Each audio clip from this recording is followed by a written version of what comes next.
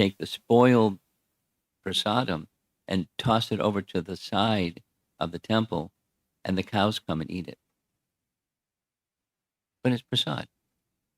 And then there's some of it that's so spoiled, even the cows won't eat it. So that's what he's doing right here. He would take water and wash off the spoiled part and the uncooked kernels of rice inside. There was something left, and that was his meal. So he was pretty renounced. And that's what this painting is showing. That's by the side. You see the water that's spilling down the side of the wall of the temple. And he would gather the water and wash the rotten rice and the uncooked kernel inside. That was his meal. However often he would do that.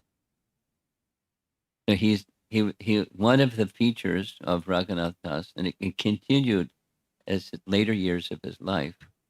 That's what was his nature. So you see the breakdown for how many years he lived at home before he ran away from home and went to Puri. So it was 16 years in Puri. It was for 16 years that he was with Chaitanya Mahaprabhu in Jagannath Puri. But by this time, Chaitanya Mahaprabhu left. When Raghunatha Das was still a young man, 47, young man, Lord Chaitanya left this world. He ended his pastimes. And when Lord Chaitanya ended his pastimes, Raghunatha Das went mad. So he decided to go to Vrindavan, take the association of Rupa Goswami, and Sanatan Goswami, the two elders of the six Goswamis, and take their blessings, because he had met them when they came to visit Lord Chaitanya in Puri, take their shelter in Vrindavan, and then go to Govardhan Hill and jump from Govardhan Hill and give up his life in separation from Lord Chaitanya. But his mood was so heavy that the Rupa said, you can't give up your life. That's not a way for salvation. You're miserable, we understand. But so how to deal with your feelings of separation from Lord Chaitanya? Here's the answer. We've been way up here in Vrindavan the whole time that you were with Lord Chaitanya for 16 years. And we didn't have that association that you had for 16 years. You know all about his life and his pastimes and his teachings and his mood and his everything. So you have to do a service for us that we're serving in separation. You should all speak every day for 3 hours at least, every day, for the duration of your life. Speak about the pastimes of Lord Chaitanya. For those of us that were serving in separation can feel his connection. So that's what he did. He didn't jump from Govardhan Hill. But as you see, the number of years, for 45 years, every day, he was reciting the pastimes of Lord Chaitanya in Jagannath Puri, in his mood of love for Krishna and separation, as Radharani and the gopis felt separation from Krishna when Krishna left Vrindavan. That was his life, along with writing some books, and we'll find out some of the other things that he did. So he lived, as you see the math on the left side, he lived for a total of 92 years. He ate practically nothing. We'll see shortly. He ate practically nothing. And yet he maintained his life. So he maintained his life. Prabhupada once said, maintained his life on the strength of his spiritual fitness. His body was weak and was trembling, but he just was above the bodily condition, so much so, you'll see as we go forward, that he was on the spiritual plane. And that was sustaining his life for 92 years. And here's another important detail. It's a fact that each of the personalities in Lord Chaitanya's Leela had their spiritual counterpart in Krishna's Leela. I'll say it again. Every one of Lord Chaitanya, he was Krishna himself. And Lord Chaitanya's dearmost associate, like his brother, was Lord Nityananda. So in Krishna Leela, who was Krishna's principal dear associate? Balaram. So Lord Nityananda, Balaram. So we'll go through this way, the Panchatattva. Panchatattva, those of you that are newer. There's 5, Pancha means 5. Panchatattva, truth. 5 principal associates of Lord Chaitanya. And the Panchatattva mantra goes, Sri Krishna Chaitanya, and then to his right side is Lord Nityananda, Sri Krishna Chaitanya, Prabhu Nityananda, Sri Advaita. These 3 are all in the Vishnu Tattva category. Advaita is Mahavishnu. We're going to be observing the appearance day of Advaita Acharya soon, so this is a little preamble. Advaita Acharya, in relation to Lord Chaitanya, is Mahavishnu unto Krishna, that is his plenary, a portion of his plenary expansion. No, his plenary expansion, Vishnu Tattva, Mahavishnu. And then we'll go the other side, Sri Krishna Chaitanya, Prabhu Nityananda, Sri Advaita, Gadadhar. Gadadhar Pandit was a dear friend of Lord Chaitanya from his childhood.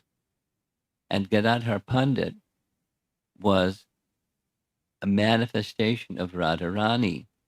And then Srivas was a manifestation of Narada Muni. So Shakti Tattva and Jiva Tattva. Krishna's brother Balaram, Mahavishnu. These are Lord Chaitanya and his associates. Gadadhar Pandit and Srivas. Srivas was in his childhood pastimes in Navadvip, a Brahmana. And he was the place at the house of Srivas is the place where the daily Sankirtan would occur every evening at the house of Srivas, a big place. So similarly, each of the associates of Lord Chaitanya, including Rupa Goswami, had their spiritual counterpart in Krishna's pastimes. So we'll go through the others. Like Chaitanya Mahaprabhu, he had a chief associate, Sanatan and Rupa. And Rupa Goswami act as a intimate servant of Lord Chaitanya. In Krishna's Leela, Sri Rupa Manjari. Maybe it's a little esoteric. Manjaris in Krishna's pastimes in Vrindavan are younger and in age than Radharani, and they assist Radharani and her associates, the principal gopis. So Rupa Manjari is one such assistant, younger than Radharani, assistant of Radharani in amongst Radharani's groups of Manjaris.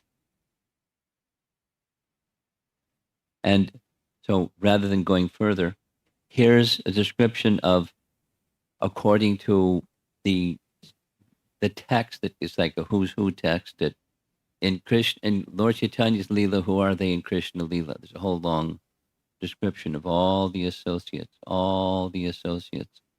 of Chaitanya Mahaprabhu have their spiritual counterpart in Krishna Leela.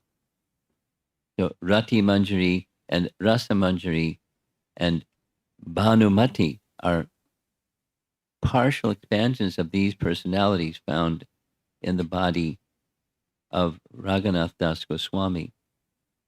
Here's a nice old painting depicting the 6 Goswamis of Vrindavan.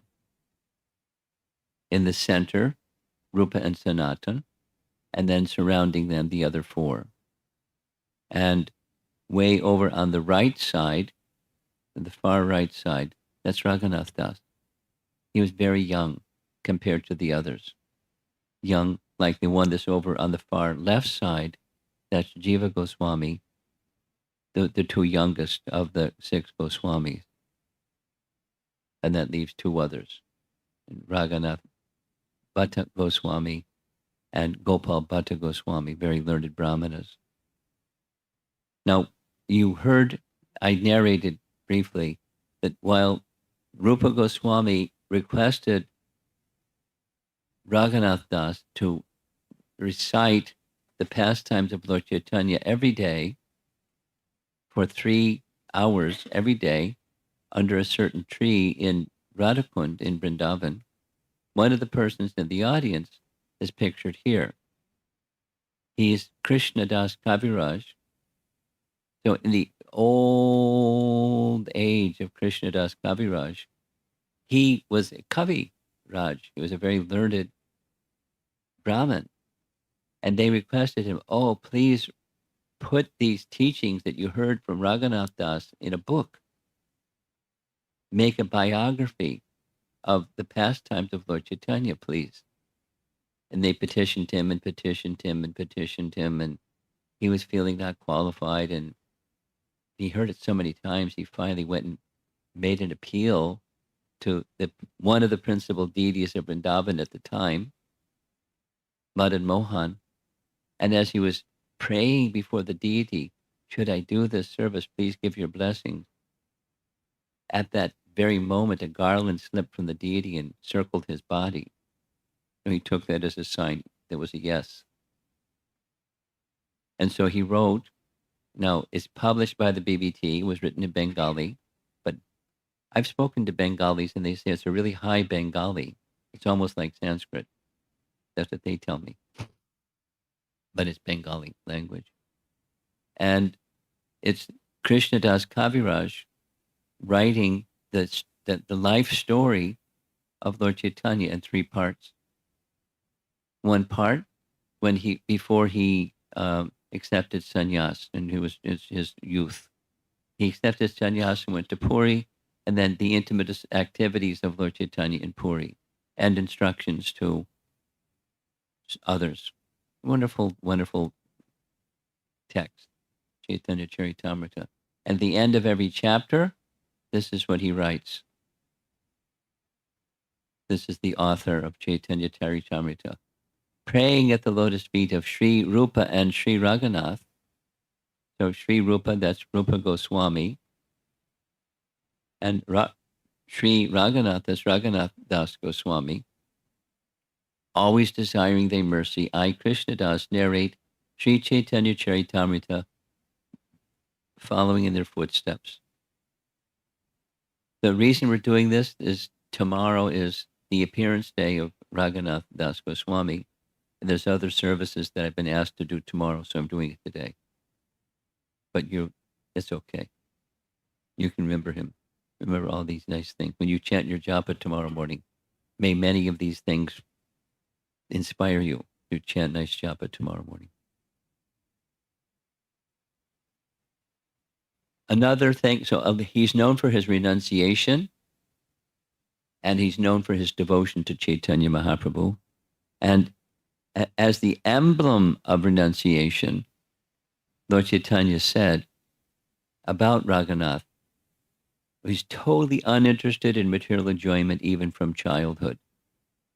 And there are 3 levels of teachings within the whole of bhakti. Understanding the relationship of all things from the source of emanation. Krishna is the source of emanation. It's called sambandha. Relationship of all things from the source of emanation of everything. There's sambandha gyan. And then when one acts in that relationship, that's another. The principal acharya for the sambandha gyan, that's Sanatana Goswami, in the activities of devotion unto the Supreme, that's Avideya, that's Rupa Goswami, wrote books and books and books and books about bhakti. And then Raghunath Das is the Acharya for Prayojana Gyan, he who teaches by his example about the ultimate goal of life. So one of the first statements of when you think of Raghunath Das Goswami, what you think of, and he said, Manashiksha, he's giving instructions on achieving the ultimate goal of life. It's not like he didn't know Sambandha and Abhideya, but that was his main gift, what he's known for. Here's a nice example. When he was younger, living in Puri, one of his inspirations, named Rupa Goswami, was in the process of writing a book or a drama called Vidagdha Madhava and Lalita Madhava. And in Lalita Madhava, Rupa Goswami requested, after he had written it, he requested Raghunath Das to read it. And Raghunath Das, following instructions of Rupa, he read it. And he was so inspired, he wrote a book that parallels or echoes the message of Lalita Madhava. And it's the title of, he didn't write many books, but a few that he wrote were very powerful. So it's Vrajavilas Stava. Stava means prayers. So they're prayers to is honoring and glorifying Krishna's pastimes in Vraja. Vrajavilas Stava. So the point here is, he was such a follower of Rupa Goswami that whatever Rupa Goswami would say, he would do, and then he would be inspired, and then he would do something with that inspiration. So he wrote, inspired by Rupa Goswami.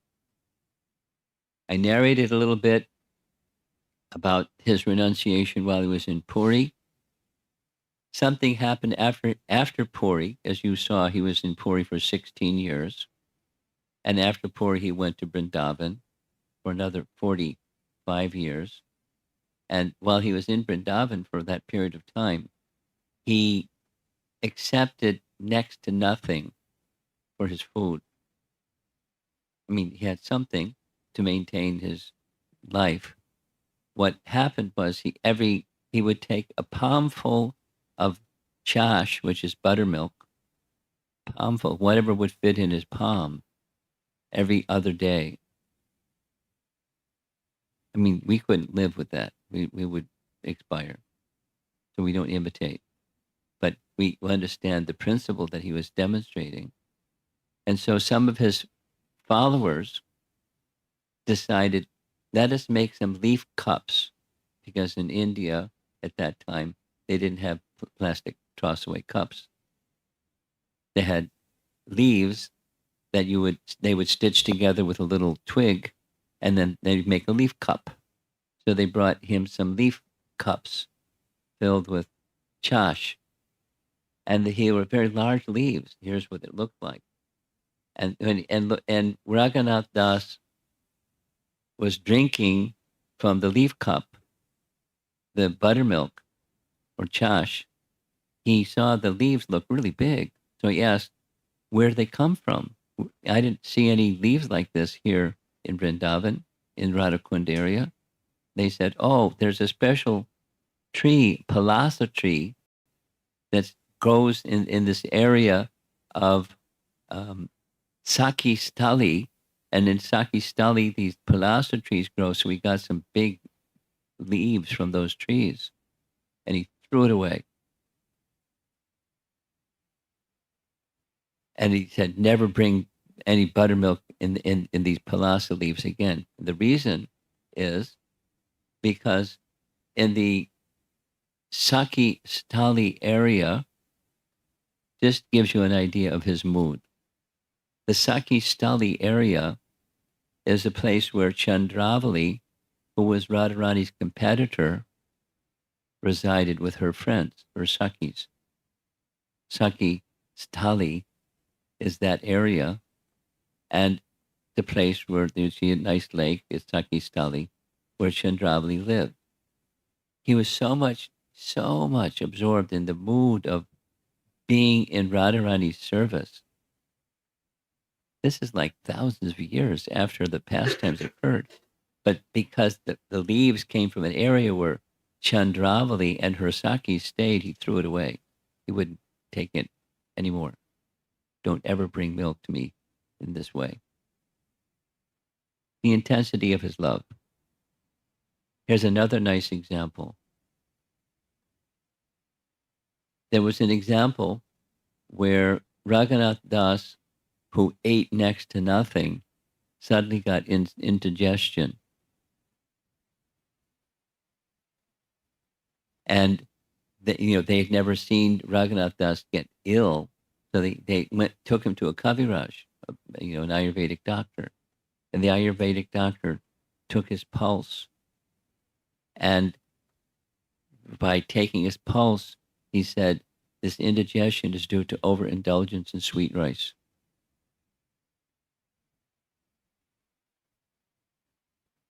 And Raghunatha Das confirmed, it's true.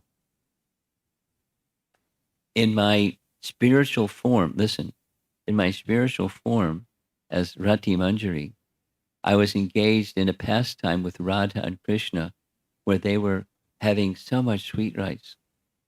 And they kept giving me more sweet rice and more sweet rice and more sweet rice.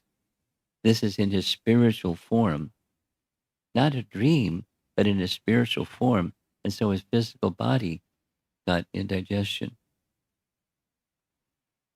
And everyone was astonished. And when I read this pastime, I was also quite astonished.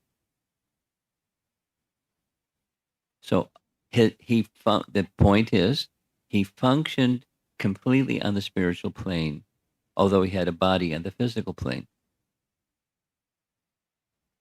And to teach us about spontaneous devotion, which is on the spiritual plane, there are things that you do with your body. And one of the things that he did with his body, it says about him, although he was on the spontaneous platform, he followed the regulations or the vidhis of Vaidhi Bhakti impeccably throughout his life. It's said in Chaitanya Charitamrita by the author that saw him every day, Krishna Das Kaviraj. His regular principles were strict, exactly like lines in a stone. And as an example, he eventually, because he lived for a long time, he went as an old man. I'm in the senior citizen category these days. Let's see how long it lasts. But when he was very, very old, he maintained his standards of regulation. He lived at Radhakund, which is a very nice place in Vrindavan, very solitary. At that time, it was very quiet, very, very quiet. Now it's hustle bustle, but they're very quiet and very sacred place. And there were little temples all around Radhakund, and every day, 100 times, he would pay obeisances to deities. He was so old that when he would pay obeisances, persons would have to pick him up by his shoulders and help him stand up because he couldn't stand up. Then he'd go and they say, you don't have to do this. You're a perfected soul. He'd smile and go to the next altar and pay obeisances 100 times every day. And when he saw Vaishnavas, he would pay obeisances 200 times. So, saintly persons, sometimes, many times, people will offer their obeisances, and he would offer his obeisances to them. And they would say, no, I'm offering obeisances to you. And he'd say, yes, I'm offering obeisances to you. 200 times every day. And chanting every day, 64 rounds minimum. And on festival days and Ekadasi days and special days, more. 64 rounds every day. He was he was the best of sadhakas and on the spontaneous platform like anything. He was functioning on the spiritual plane, but living in the world and setting an example or being fixed in his vratas Sankhya Purva Namagana Natibi. It's description of the 6 Goswamis. They were like that. They kept count. Here's Srila Prabhupada in a room conversation in Bombay describing this. Raghunatha Das showed how to live in Radhakund. He was circumambulating Radhakund, falling down, making a mark. That is Radhakund Vasi. You see the painting here, or not photograph. It's 3 pilgrims. There's a pathway around Radhakund. And every day, they would, and Raghunath Das also every day, pay obeisances, take a stone, place it when their arms reached out, and then where the stone went, that's where they would go and stand, pay obeisances again, and place the stone at their outer reach, and then stand up again and do that all the way around Radhakund. He was doing this every day, although he's on this spontaneous platform. Not only counted holy names, but offering obeisances so many hundred times, so much vairagya he showed, he can take bath at Radhakund. First of all, do this, like Raghunatha Das. This is Prabhupada speaking to devotees that were asking Prabhupada, is it okay to take bath in the sacred Radhakund? There's a little history. The first time he took his Western disciples to India, to Vrindavan, they didn't understand the sacredness. So that when they went to take bath, they were splashing like it was a pool, and carrying on like, Haribol. And he told them, get out. This is sacred. You can't behave like this. Never go to Radhakund again. It was like, ooh. And then it relaxed to the point where he said, only if you get permission from your spiritual master, you may take bath.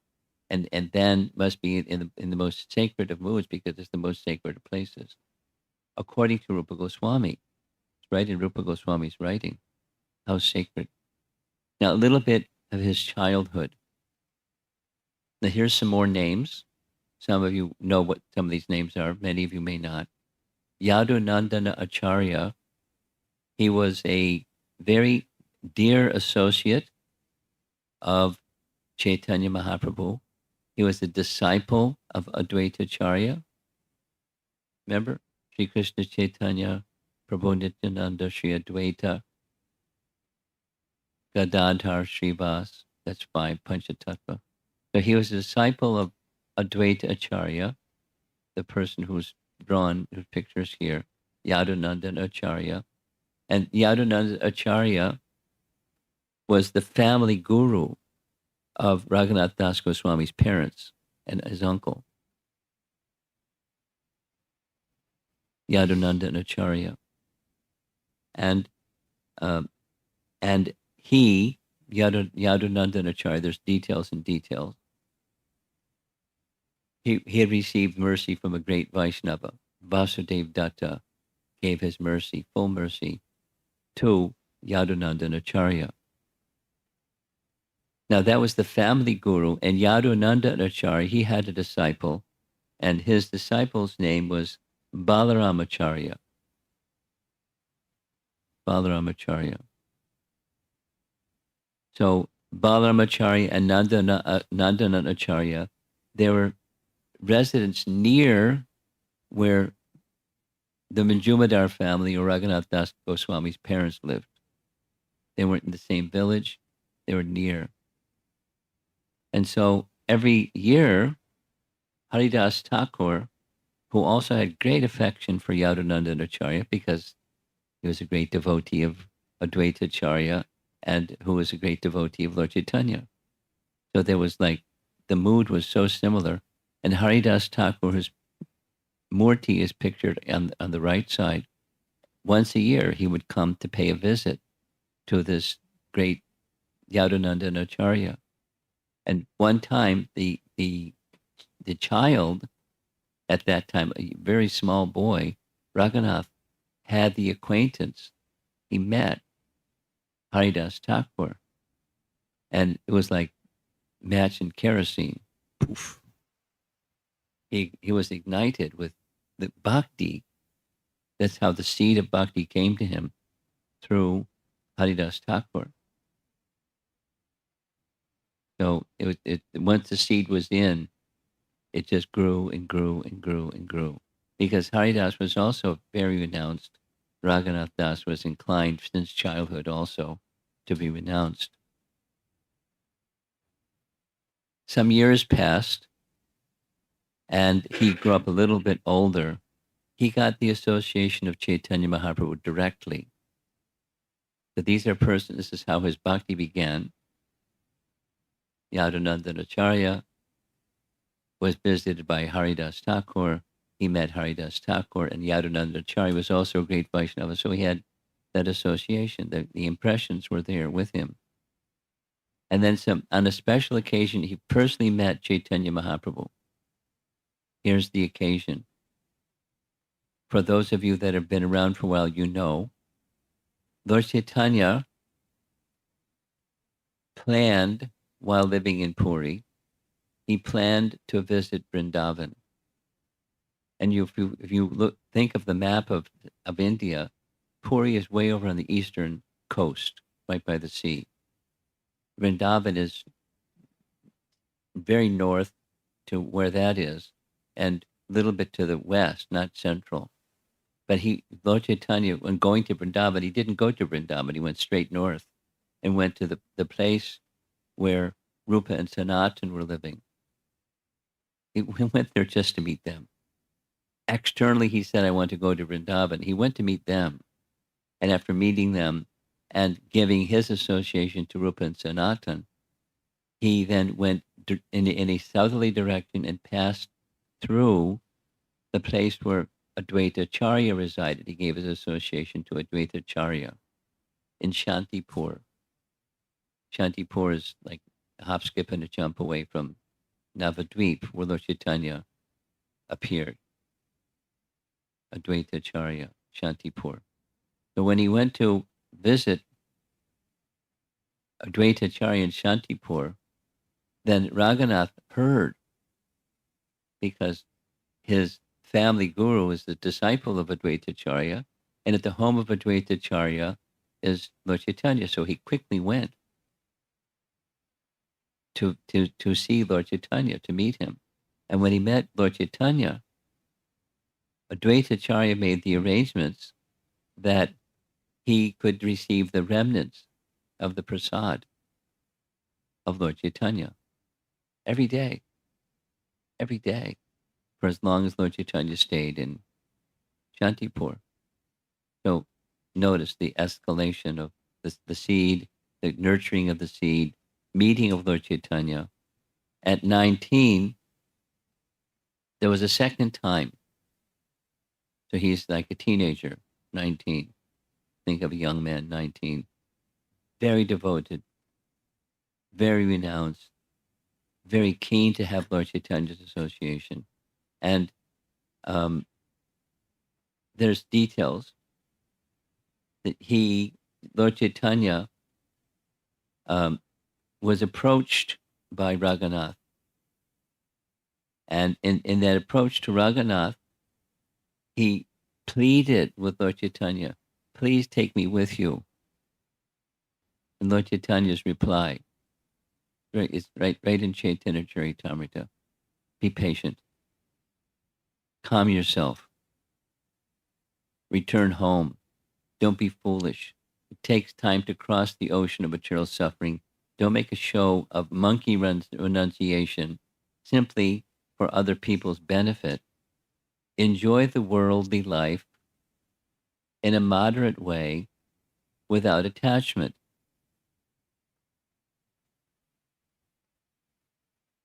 Live in the world as if you're like people of this world, but you're not of this world, without attachment. Be fixed on Krishna internally, while externally dealing with the world in an appropriate fashion. It will not be long before Krishna delivers you. He's Krishna. He was giving Raghunatha Das a time to demonstrate the fact that he wasn't just a renounced fellow, but incompetent. a situation arose that demonstrated his competence. There was a uh, Turkish ruler, and he had a tax collector assistant called the Chaduri. And the Chaduri, his service unto the king or the ruler was to go collect taxes from everybody, especially the landholders. And the Majumdar family were landholders. So they were supposed to pay taxes to the Chaduri, but instead they kept the Chaduri's portion and gave taxes directly to the king. And the tax collector fellow didn't like it. He was cutting him out. So he came one time with an army, with some soldiers to arrest his father and uncle. And his father and uncle disappeared. They heard he was coming, so they were scarce. They weren't around. But their son was there, Raghunath Das, and Raghunath Das dealt with the Chaduri so expertly. There's details of their conversation. He referred to the Chaduri as like his uncle in family relation. And, he would take care of seeing that the Chaduri would get the money that he needed, and he didn't have to put his father and his uncle in jail, and everything would be all right. And his manner was so expert and so sweet that Chaduri started to cry. It said tears were trickling down his beard as he heard this very expert son of the Majumdars deal with worldly situations in a very competent way. So he was detached, although very capable. So some people are detached because they can't do anything. But he was very capable, but he had no interest. And after some time, he followed Lord Chaitanya's instructions. He went back, lived. He became married.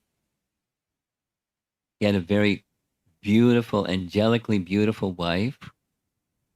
And this impetus, this desire to again be in Lord Chaitanya's association was awakening and getting stronger and stronger. And he tried different ways of running away, and his father would capture him and bring him back, and many, many, many things. And finally, he tricked and escaped. We'll hear that in a moment. It doesn't happen yet. So the wife or the mother of Raghunath Das Goswami said to her husband, "Do something, tie him up." And the father said, "He has as much wealth as Indra, the king of God, and his wife is as beautiful as heavenly courtesans. If these things have not been able to capture his spirit, then how will mere ropes be able to do so? The father who gives life to a child cannot interfere with the efforts of the effects of his previous life's actions. Chaitanya Chandra has given his blessings to this boy. Who can keep prisoner one who has been made mad by Lord Chaitanya Mahaprabhu?" But he was doing what he could do to keep his son under his sway. But he knew it was rather hopeless. And the son, Raghunath Das, decided, "I have to get the mercy of Lord Nityananda." So they were living in a place that was not far from Lord Chaitanya was visiting in Panihati, a very special.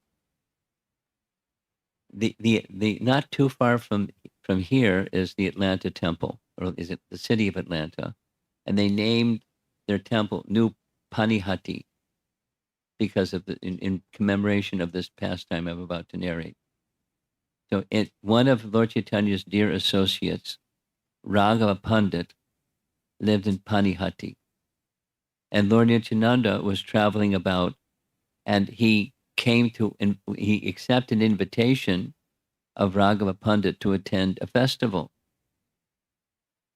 And when Raghunath Das heard that Lord Chaitanya was in at Panihati, he went there immediately, but he was shy. He wanted the mercy of Lord Nityananda, but he was shy. So when he saw Lord Nityananda, he just paid his obeisances from a distance. Lord Nityananda immediately, he recognized, I know who this is. And he scolded him because he's funny. Like a thief, you don't come near me, but simply try to run away. Now that I've caught you, I shall punish you. I want to feed all my followers chipped rice and yogurt. You sponsor the Sunday feast. Punishment, which is an honor.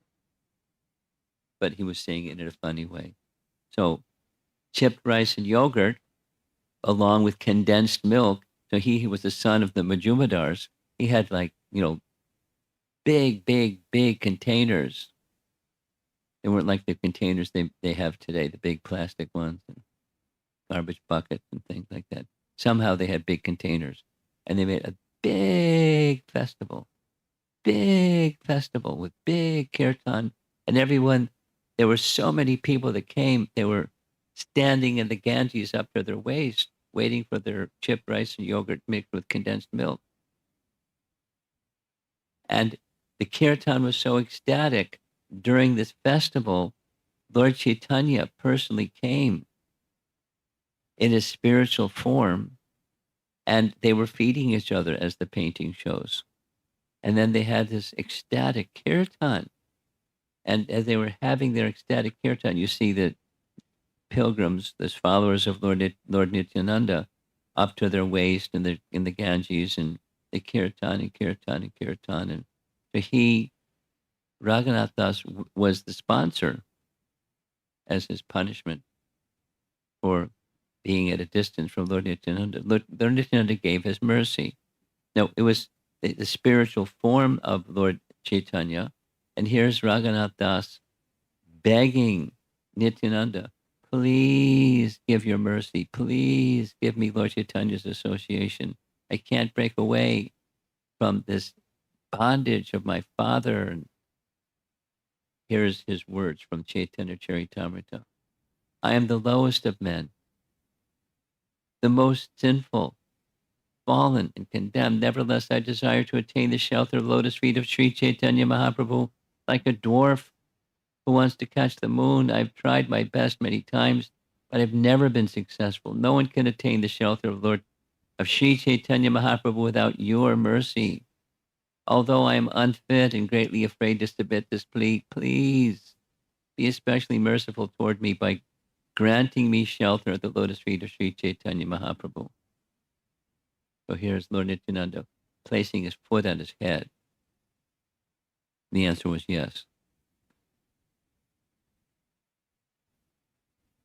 Raghunath Das emotionally asked Nityananda through Raghava Pandit how he could possibly gain freedom from his material entanglements and obtain the association of Mahaprabhu. Nityananda placed his foot on his head and said, you arranged this feast on the banks of the river, and Mahaprabhu was merciful to you and came here himself to enjoy it. He blessed you by accepting the offerings of chipped rice and yogurt.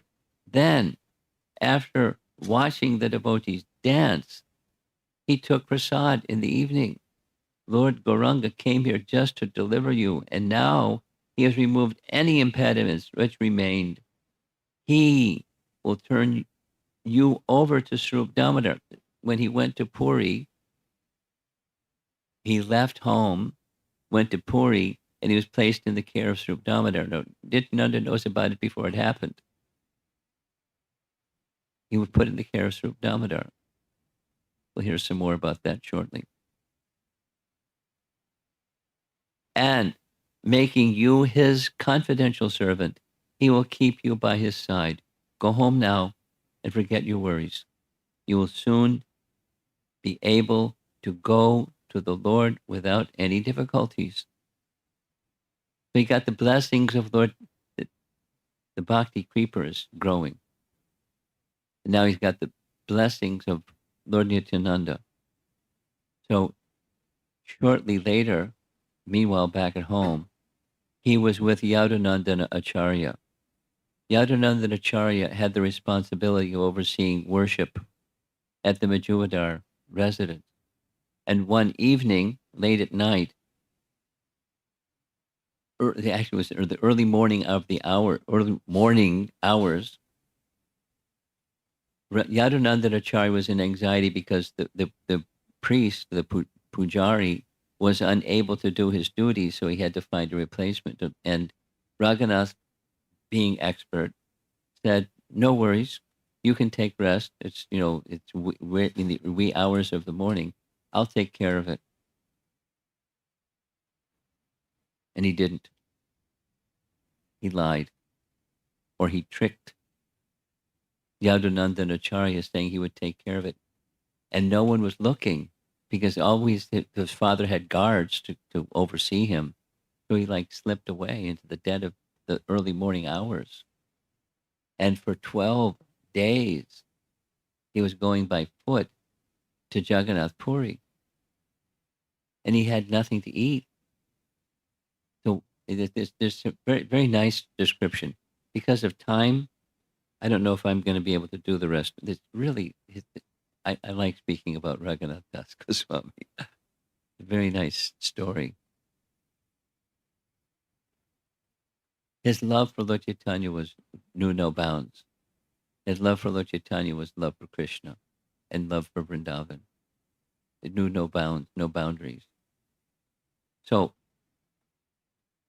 there's some details here about a situation of one who is in the position of an eternal associate of Krishna. They may do some things that normally people wouldn't do. A classic example of trickery.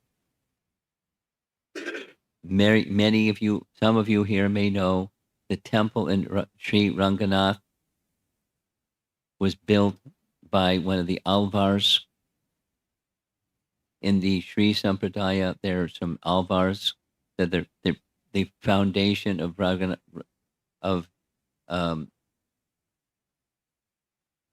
Ramanujacharya's teachings were drawn from the Alvars.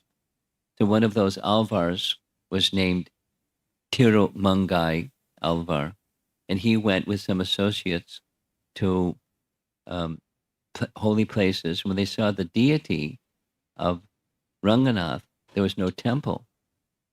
So being a Vaishnav, he wanted to build a temple for the deity. Huge deity. There's a nice history of how the deity got there, but leaving that to the side. He wanted to build a temple, so he went and just what a holy man might do. He requested people of means to make some donation. And the answer was no. And so he decided to become a gang of robbers. His first disciple would entangle materialists in a net of arguments. Second disciple would open the door of the treasury house. He had mystic powers. The third disciple made everyone motionless. He stepped on their shadow and they couldn't move. And the fourth disciple entered the palaces that were surrounded by deep moats and plundered all the wealth. So they stole because people would voluntarily donate for the temple. And they built this magnificent temple. Yeah. One could walk on water. They had mystic powers. And they built a nice temple. And here's present photograph. Here's a little drawing of the temple. Magnificent temple with carvings and this and that. And here's the big hallways. And, it took a lot of wealth to do this. But one of the Alvars did it by trickery because people weren't going to volunteer. So in a similar way,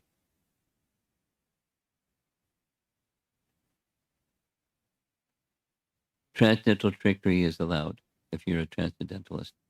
Because of time, there's a wonderful description of Radharani's trickery in stealing Krishna's flute.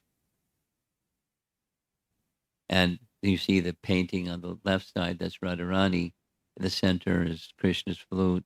And there's a nice description of Radharani going to Surya Dev, the temple of Surya at Surya Kund, the sun god, and worshiping the sun god. But Krishna, it was a favorite meeting place between the two. Radha and Krishna would meet. And it's a detailed story that there isn't time. So another time. We'll tell the other story another time. Here's something from Rupa Goswami's writing called Padyavali. Padyavali is a collection of very nice statements or padyas, Padyavali. So here's the verse. One day, Radha told Krishna, "You are the very treasure of my existence, but your flute has robbed us of all our virtues, our chastity, our religiosity, and our observance of social etiquette. Indeed, this Murali has ruined our lives. If I ever get the chance, I will grab that flute and throw it in the Jamuna, and you will never see it again." Always remembering Radharani's threat, Krishna would hide the flute under his cloth when he would fall asleep in a kunj. But one time, Radha got her chance. She approached Madhava stealthily like a cat, taking care of her ankle bells that it did not tinkle. She slid her golden bangles up her arms lest they jangle, and keeping her eyes on his in fear that he might wake up, she slyly stole the flute from his lap. Transcendental trickery. That's just an example of what Raghunatha Dasa Goswami did. So when he reached Puri, Lord Chaitanya recognized him and he welcomed him. And immediately Lord Chaitanya engaged him in the care of Swarup Damodar. Now, in Puri at the time, there were a number of young men whose names were Raghunath. So he was called the Raghu of Swarup because he was in the care of Raghunath. Raghunatha Dasa Goswami was in the care of Swarup Damodar. And he gave certain instructions of how he should live his life. Do not listen to gossip, nor engage in gossip yourself. You should not eat very palatable food, nor should you dress very nicely. Always chant the holy name of Lord Krishna without any expectation of honor, offering all respect to others. Mentally render service to Radha and Krishna in Vrindavan. This is the internal, spontaneous Raga Bhakti instruction as part of it, which is included with the expanded message in Manashiksha.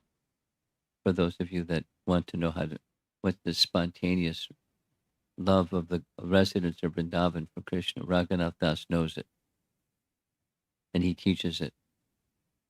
He was such an intimate associate of Lord Chaitanya that there was a resident of Jagannath Puri who had visited Vrindavan, and when he came back from Vrindavan, he brought a Govardhan Shila and gave as a gift to Lord Chaitanya the Govardhan Shila. Shankarananda Saraswati was his name, and he gave this as a gift to Lord Chaitanya, who worshipped it in spontaneous love. You can see this thumbprint. He just rubbed it with his thumb so many times it made an impression of his thumbprint in the Govardhan Shila, and a string of berries, gunja berries. And after some time, Lord Chaitanya worshipping this for 3 years, he gave that same Govardhan Shila to Raghunath Das. And when that event happened, there was things that Raghunath Das understood, that he's not only he's accepted me, but Lord Chaitanya is granting me residence in Govardhan because he's already instructed him internally meditate on, become absorbed in the pastimes of Radha and Krishna. So now he's giving him the place of one of the favorite places of their pastimes, Govardhan.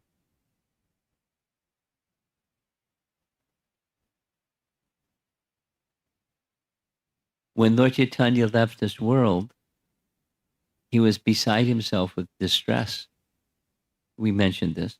He decided, I can't continue living this way. Let me go to Vrindavan, take shelter of Rupa and Sanatana Goswami. And after getting their association, I'll jump from Govardhan Hill. We mentioned this earlier. Rupa understood his mood and he gave him an instruction for the rest of his life, every day, for 3 to 4 hours every day under a certain tree by the side of Radha Kund. He should recite the teachings that he heard, everything that he heard from Swarup Damodar. It's a nice detail. Swarup Damodar in Krishna Lila is Lalita. And Lalita, in relation to Radharani, knows everything about Radharani. She's her intimate associate, Radha, Lalita, and Vishaka. They know everything about Radha, everything. There's nothing hidden from them because they're so intimate associates. But their mood is always that of serving Radha. So Swarup Damodar had that same capacity in relation to Lord Chaitanya. He enhanced the loving moods of Lord Chaitanya as he would go deeper and deeper and deeper. They would recite certain verses or sing songs or that would nourish the mood of love of Radha for Krishna, but it was Krishna in the mood of Radha. Very, very esoteric. So Swarup Damodar explained everything to Raghunath. He understood the outside and the inside.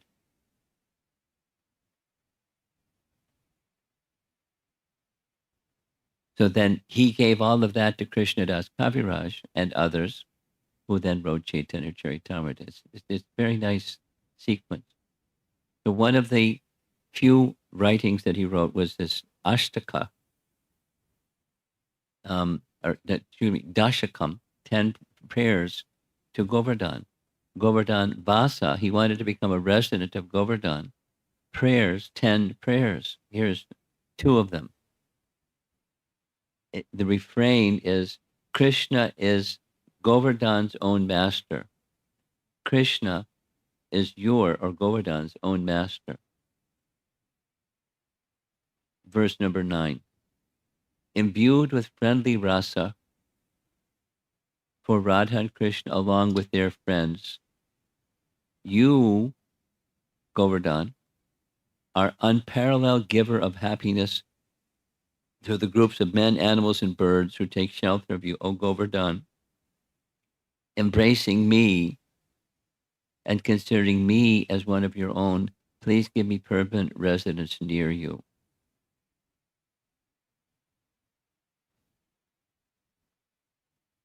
He loved Radha and loved Krishna and loved Govardhan.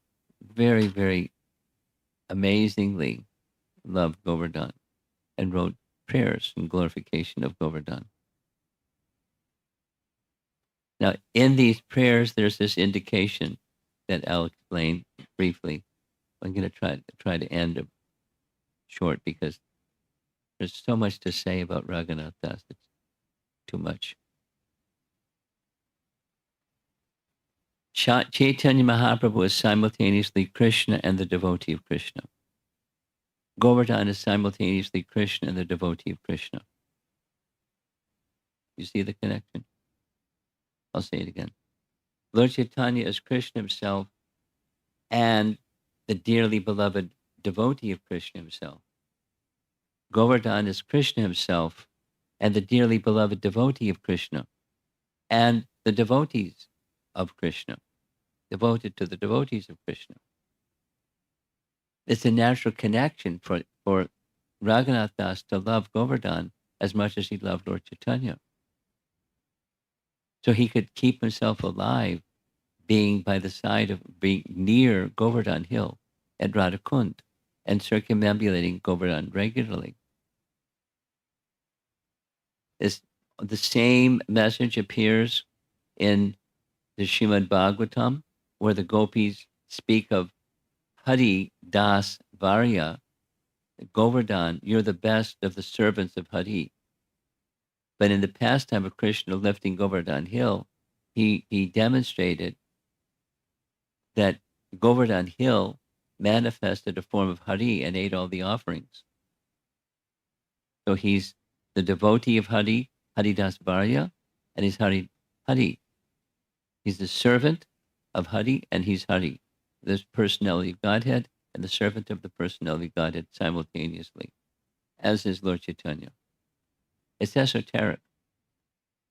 But those that visit Vrindavan and become lovers of Vrindavan become lovers of Govardhan Hill in that very same way. It's a very special place. Those that have not been to Vrindavan, may you all one day go to Vrindavan. And when you go to Vrindavan, be sure, circumambulate around Govardhan Hill. And even if you can, go with somebody that knows all the places of Govardhan Hill, and in a very reverential mood, hear from them and the glories of Govardhan Hill. It's a very, very, very special place. And I'm going to fast forward. At a certain point in time, he was residing by the side of Govardhan Hill. There was one wealthy man who looked up to him, Raghunatha Dasa, and said, I want to give a donation. Please tell me what I can do for you. And he said, I don't need anything, but you could use your funds to excavate Radhakund, because at the time it was just a pond.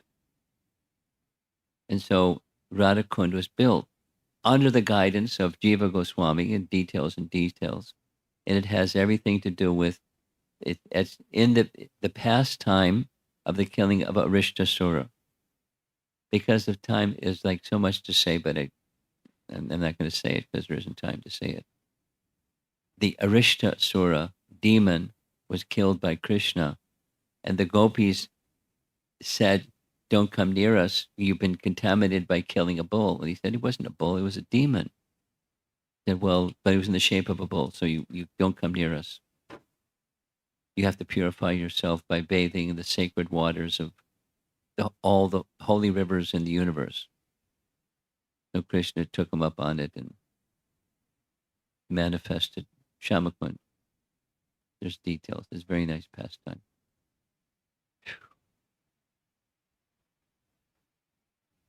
So at the place where Radhakund and Shamakund were constructed, under the guidance, but inspired by the purity of Raghunatha Dasa Goswami, one wealthy man built.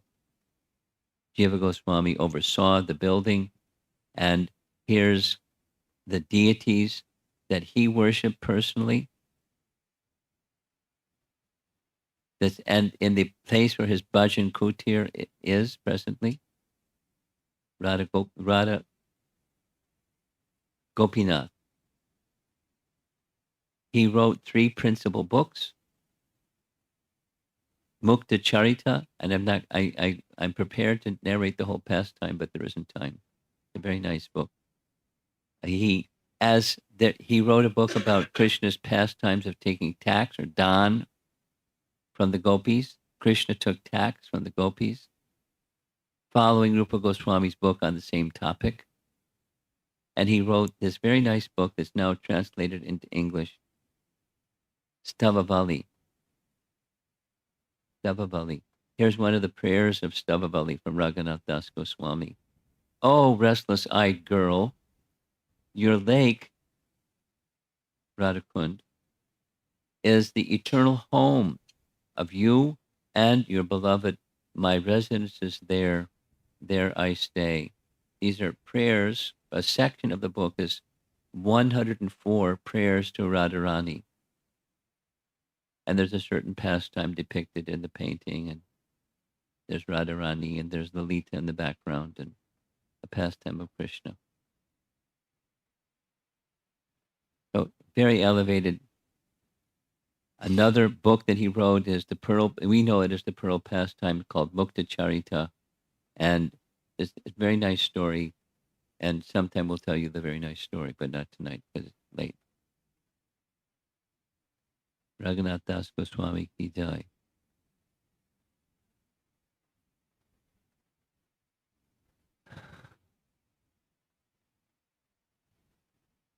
I know what I'm feeling. I'm feeling very happy to be with all of you and in the company of all of you to share some of the glories of one of the most exalted personalities to enter into the earth planet in the form of Raghunatha Dasa Goswami and exhibit going gradually to the stages of most elevated, conceivable, inconceivable love for Krishna in his spiritual form while living in the material world and doing vidhis that are difficult for people of this material world to do and doing them like every day.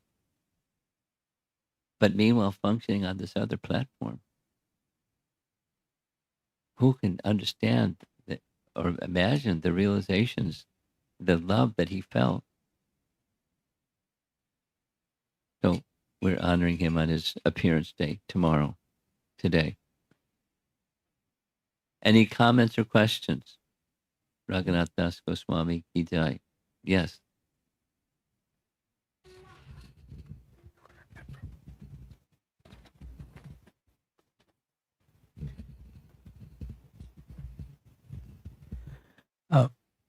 Thank you for narrating the pastimes of Raghunatha Das Goswami. It was so inspiring. What would be an appropriate prayer to present before Raghunatha Das Goswami for my spiritual advancement?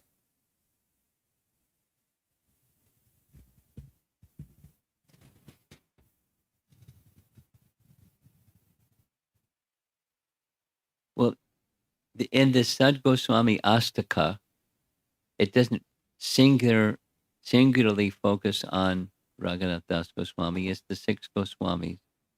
Those are prayers that are appropriate for advancement because he, Raghunath Das, took full shelter of Rupa Goswami under the guidance of Chaitanya Mahaprabhu. To do so, he took full shelter of Rupa Goswami and Sarup Damodar. So you're asking specifically, a prayer for your spiritual advancement unto Raghunath Das Goswami. And my thoughts are just going to the Sad Goswami Astaka. And there are certain prayers within Rupa Goswami's writing, particularly Manashiksha, and dedicate those Manashiksha prayers to Raghunath Das, the giver of spontaneous love for Krishna. Those are 2 sources I think you can go to that are short and sweet.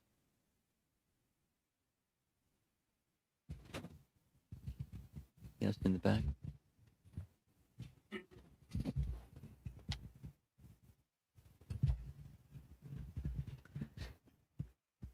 Hare Krishna, Guru Maharaj.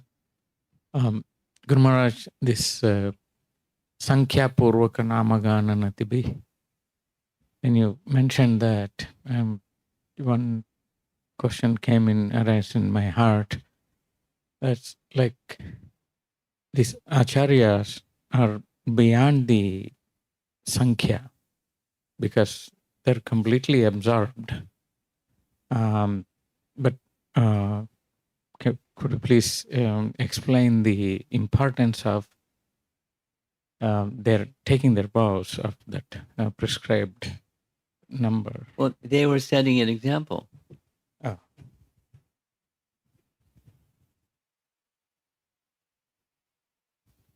Krishna didn't have to do anything, but Krishna did many things. Or Ramachandra didn't have to do anything, but he did many things that set an example. Just set an example. I was reading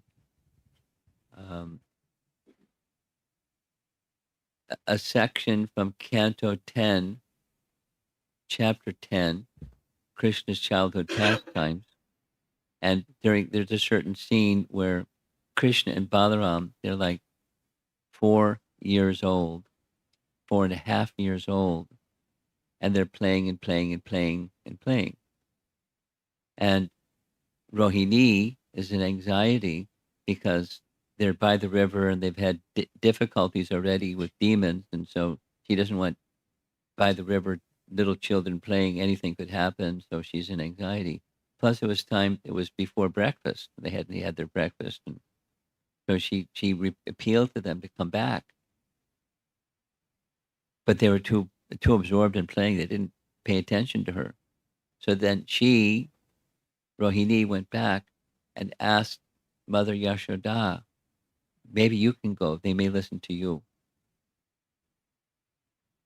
So Yashoda went because she had the same concerns, and she did child psychology with them. It didn't work. So she took Krishna by the hand. And, so when he went, then Balaram went, and they went back, and they took their bath and had their breakfast. And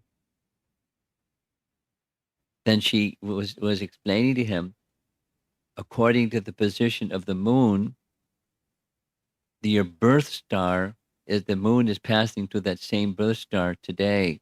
So today is an auspicious day for you to give cows in charity, because on auspicious days, that's a nice day to give cows in charity. So Mother Jasoda was training Krishna from 4 years old to be charitable to Brahmanas, because they're from a Vaishya family. Give charity to Brahmanas on an auspicious day. Now he doesn't need to. He's the personality of Godhead. He doesn't need to give charity to anybody. But it's in Leela, he's acting as if to set an example, and she is teaching him how to set the example from childhood. It's just Vedic culture. So persons that have vast qualification, there's no need. The Sankhya or Vakana, they don't need, but they do to set an example.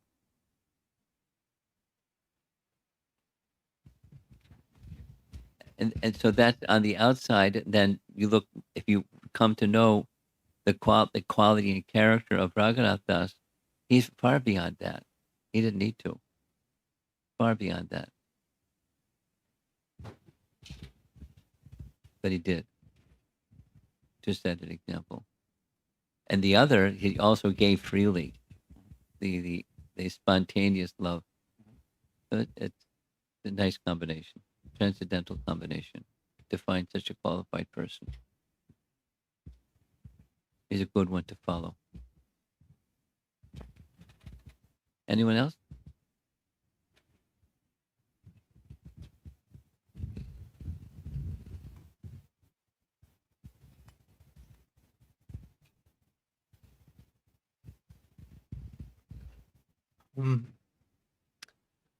You were saying that each and every associate of Chaitanya Mahaprabhu has their counterpart in Krishna Leela. Yes.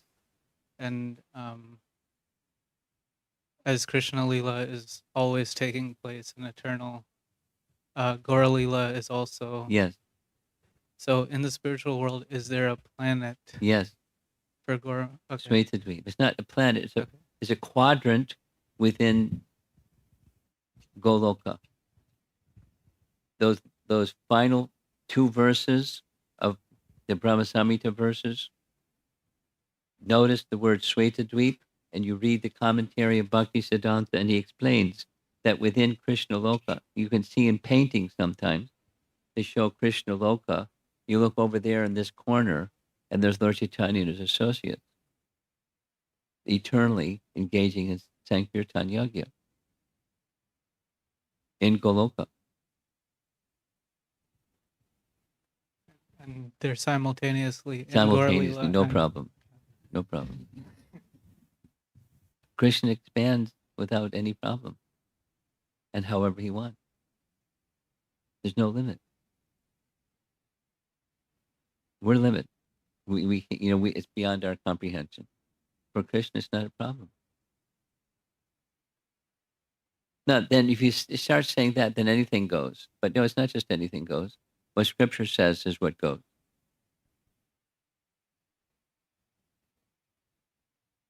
So then there must be some reference in Scripture that says, so that's what you're asking. And that, yes, there's a scriptural reference, Sri Brahma Samhita. And then the commentary of Acharyas explain what Sri Brahma Samhita says. In Goloka, there is this place, Swetadvip. In Chaitanya Bhagavat, in many, many, many, many places, rather than saying, Navadvip, it says Swetadvip. The place where Lord Chaitanya performed his earthly pastimes is also an eternal place. Swetadvip, a white island.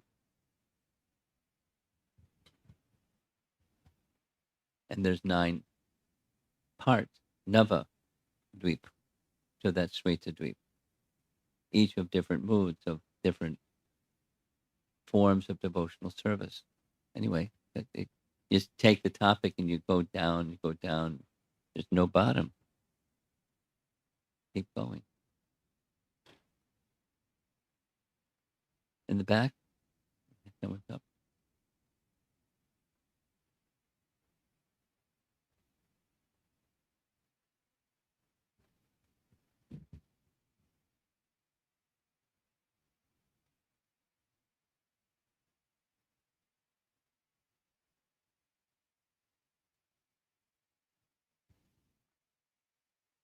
Related to the 2 instructions? That Lord Chaitanya Mahaprabhu gave to Swarup Damodar. No, I'm sorry. Raghunatha To Das. Raghunatha Dasa Goswami. First, when he was living with his parents, Yes. that, Live as if you're a worldly person, but not attached. Yeah, and develop internal devotion. Yes. And the second instruction, when he was under the care of Swarup Damodar in Jagannath Puri, that, do not eat too much palatable. Live simply. Yeah. So those 2 instructions are very, different. Well, yes and no. Acting as if that when he was in householder life, or he was under the care of his father was a devotee.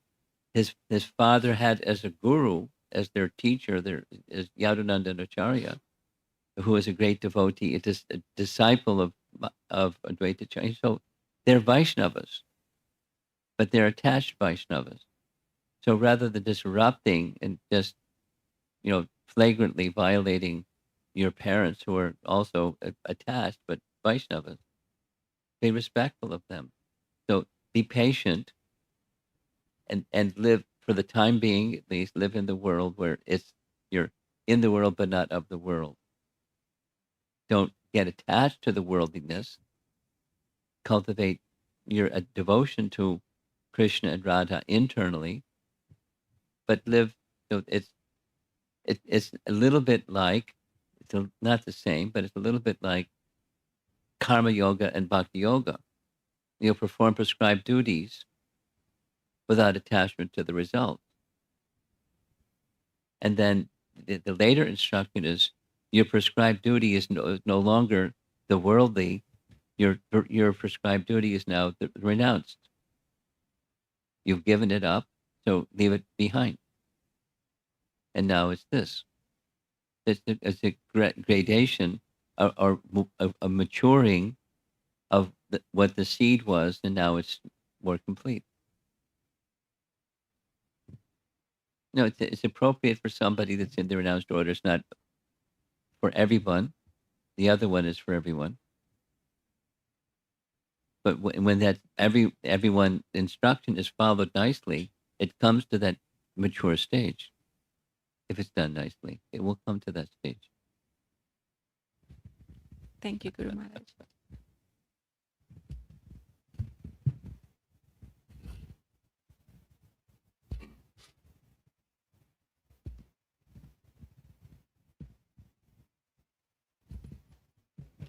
Hare Krishna, Guru Maharaj.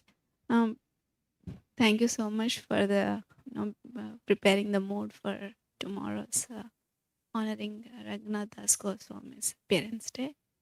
Um, uh, one of the slides, it got my attention that how he was giving credit to How he was what? he was giving credit to Rupa Goswami and wanting to always be in the follow in the footsteps of Rupa Goswami. Yeah. Yeah, it's really wonderful to always be in that mood that where we are receiving from, and remembering that and giving credit to that, and even assisting others. Um, it I really wanted to hear a little bit more about on this, if you would like to elaborate. More on the topic of where you receive from, you And feel be- inspiration and want to serve accordingly. That's what being you want to hear more? grateful, yeah, being grateful for that, and with that, how we can get empowerment, How you can get empowered, get to involved, empowered to empowered. to assist others. Yeah. Well, where does empowerment come from? Bhakti Devi. Bhakti Devi is an agent of, or a Shakti of, Bhakti Shakti is the Shakti of the Supreme, the powerful. Power comes from the powerful. And the agency, the medium through which that power comes, is Bhakti Devi. How to, you know the answer, how to.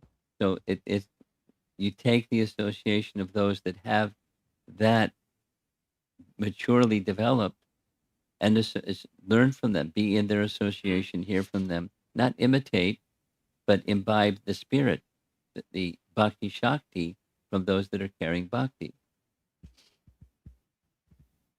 And then follow, not imitate, but follow, be inspired by. So the principle is Sangha and sound. So the association with those that are, if possible, somebody I know is not well, and because of their age and their illness, they can't go out and about like most of us can go out and about. Their association primarily is virtual. And they wanted to know the question, is it this virtual association equal to personal physical association? And the answer I gave, same Prabhupada's answer, when there's opportunity, if physically they're not able to get out and about. When there's opportunity, then you take it. And when there isn't opportunity, you take the other, the recorded or virtual or other association. Therefore, books and recordings and, the modern technology of YouTube and so many other things. And that's also association. And Prabhupada would say, while I'm speaking, it's being recorded. So when you hear the recording, I'm speaking. But I'm not there speaking, but the recording is recording the speaking, so it's as good. But on the other hand, it's not identical. Not identical. The recording is not the person, but the sound, but the message is as good. But better than as good is the personal, physical vapu association, where one can see and one can palpably feel.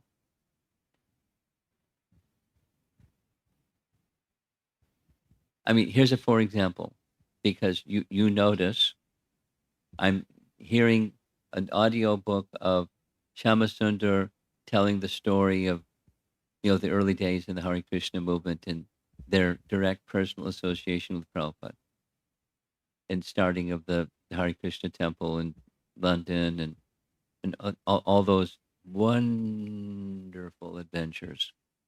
And hearing it as he's feeling it as he's speaking it. You can feel him feeling it as he's speaking it. But it's not the same as being with Prabhupada when all those things happen. There's a magic. So when there is opportunity for physical association, take it. And if it's not available, then the virtual. Okay.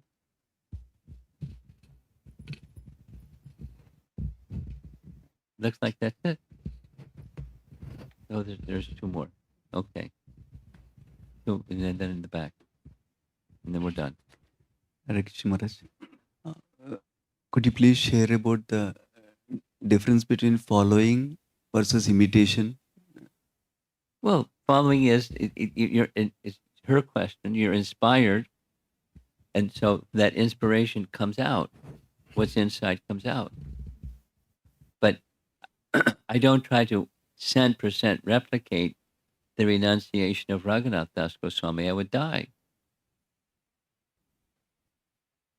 But the principle, that's following.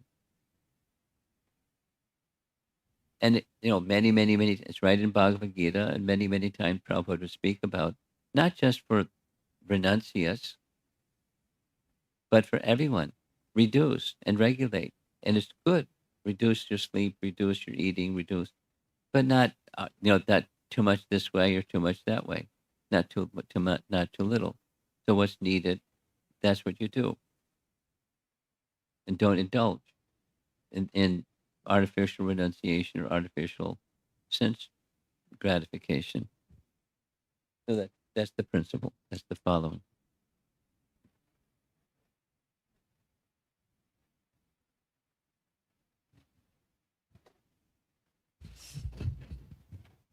Hare Krishna Guru Maharaj. I think Prabhu asked, I was about to ask the same thing, but on that same point of following versus imitation. So all these teachings that our acharyas are giving are very inspiring, and particularly Raghunatha Dasa Goswami, that we heard so many things inspiring. And one cannot imitate them for sure. And as I understand, it is as a sadhaka, it's a gradual progression. What to aspire for? There's so many inspiring things. Which one to actually? Well, that's the intelligence guiding the heart. Which one do we? That's the from the menu. Which one do I select? And you follow the heart. That's the spontaneous start. So that you intelligence principle is things favorable you accept, things unfavorable you reject. That's the intelligence barometer. Go this way, don't go that way. But that's the principle of surrender. And when the heart is in the mood of surrender, you can say,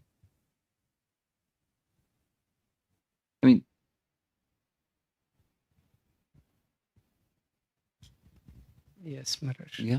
Yeah. Like some people, they're really inspired by deity worship. Some persons, they're really inspired by Bhagavad Gita. Some persons are really inspired by Harinam. Some persons are really inspired by preparing nice prasadam and offering to the deity and distributing prasadam. Some persons are really, so which one is the right one? It's like, it seems to me your question is, in whatever genuinely inspires this mood of full surrender and submission, like this lady that stood on Lord Chaitanya's shoulders to see the deity. She didn't have to tell her, this is something you should be inspired by. She was just inspired. Spontaneous. That's the different platform. Go ahead. Yeah, thank you, Maharaj. And so without qualification, I cannot imitate so I need a qualification to follow to that stage.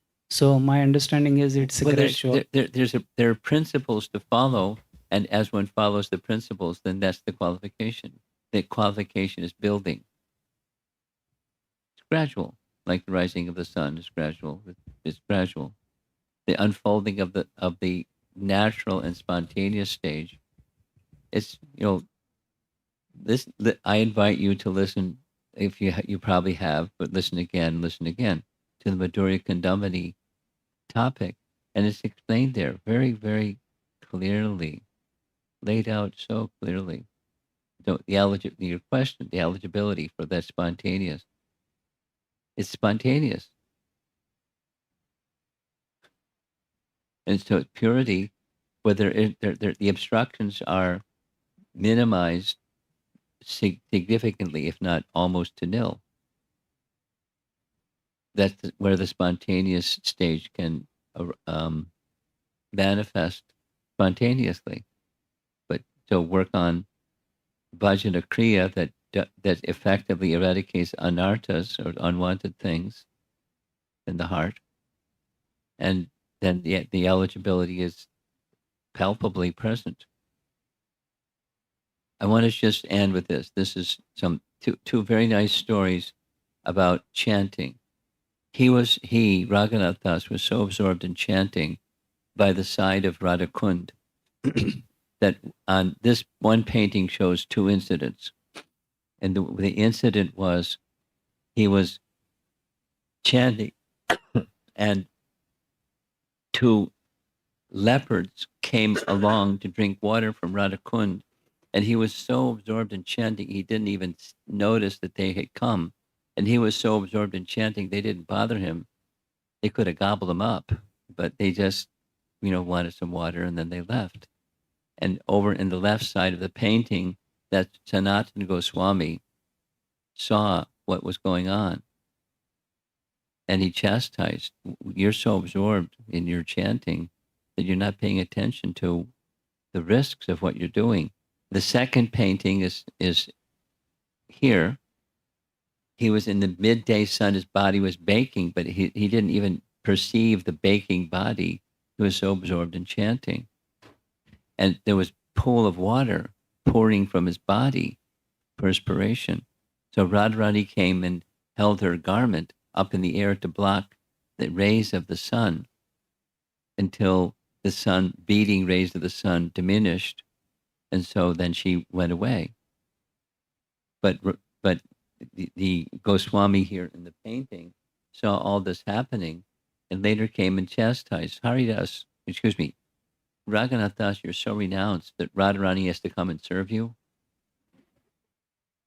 Can you please build a bhajan kutir? At least you can sit in a place where you're not going to get baked in the sun and have tigers come and you risk your life. Everyone's concerned about you. Can you please do this? So finally he relented. First it was yes, and then he did nothing. Because he was just detached. Absolutely detached. So much so that Radharani had to serve him. So that's that level of Krishna consciousness of Raghunatha Das Goswami. Srila Prabhupada,